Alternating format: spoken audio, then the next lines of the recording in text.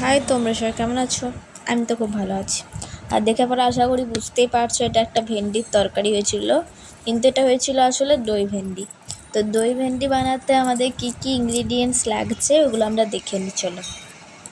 আর খেতেও দারুণ হয়েছিল, তোমরা একবার ট্রাই করে কিন্তু দেখো।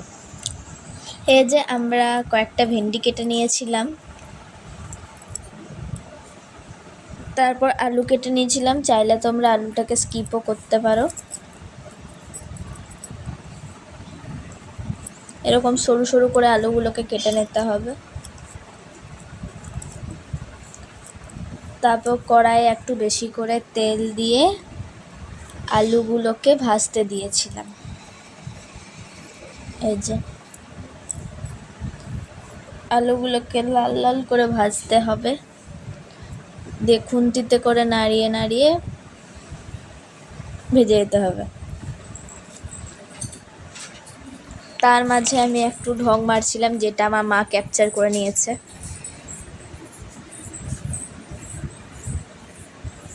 তারপরে যে আমার আলু ভাজা কমপ্লিট। এবার আমরা ভেন্ডিটা ভাজবো। এই যে ভেন্ডিটাও ঠিক ওরকম লাল লাল করে ভেজে নিতে হবে। তারপর আমরা নুন আর হলুদ দিয়ে দিয়েছিলাম। এই যে একটু হলুদ দিয়ে দিয়েছিলাম আর একটু নুন।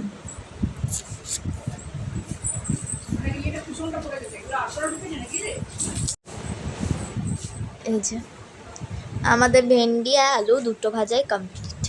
তারপর আমরা এই যে দইটা নিয়ে নিচ্ছিলাম। এই যে আমরা দই নিয়ে একটু ঝামেলা করছিলাম, বুনু বলছিল আমি ঢালবো, আমি বলছিলাম আমি করবো জলদি করার জন্য। এই যে তারপর পেঁয়াজ কুচি করে নিয়েছিলাম, আদা করেছিলাম, তারপর তার মাঝে মাঝেই করছিলাম। দইটাতে একটু হলুদ দিয়ে দিয়েছিলাম, একটু জিরে, একটু না 1 চামচ থেকে 1.5 চামচ জিরে গুঁড়ো, একটু হলুদ, আর 1.5 চামচ মতো ধনে গুঁড়ো, আর কাশ্মীরি লাল মির্চ দিয়েছিলাম, আর একটু গরম মশলা।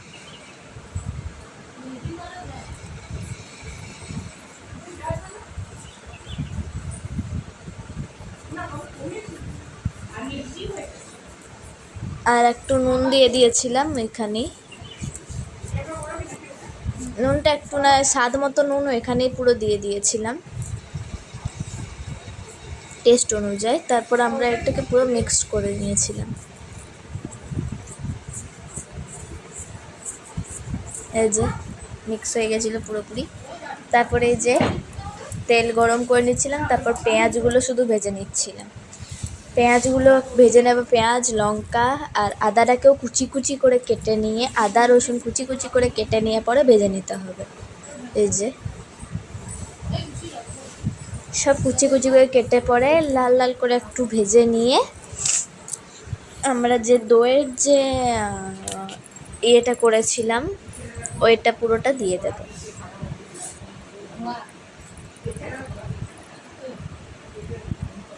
এই যে এখন দেব এবার।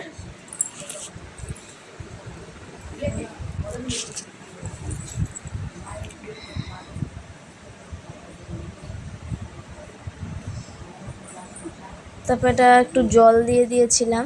এই যে এখন মিক্স করে নিচ্ছি, নেড়ে নিচ্ছি, নেড়ে নিচ্ছি। ওটা একটু কষিয়ে নিতে হবে। তারপর কষিয়ে নেওয়ার পর ভেন্ডি আর আলুটা দিয়ে দিতে হবে।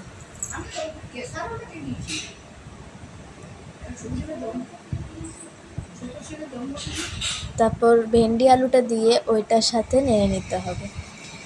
তারপর একটু ঢাকা দেওয়ার পর ঢাকাটা তুলে নিয়ে দেখতে হবে একটু একটু করে তেল ছাড়ছে। এই যে তোমরা দেখে বুঝতেই পারছো কতটা ভালো খেতে হবে। আর আমাদের তো খুব ভালো লেগেছিলো, আশা করি তোমাদেরও ভালো লাগবে। তারপর এই যে আমাদের পুরোপুরি শেষ হয়ে গেছিলো বানানো। এখন আমরা ঢেলে নিচ্ছি। তো তোমাদের রেসিপিটা কেমন লাগলো অবশ্যই আমাদেরকে জানিও, আর ঘরে একবার হলেও ট্রাই করে দেখো। আর like, comment, share and subscribe করতে কিন্তু একদম ভুলবে না। তো আজকের মতো টাটা।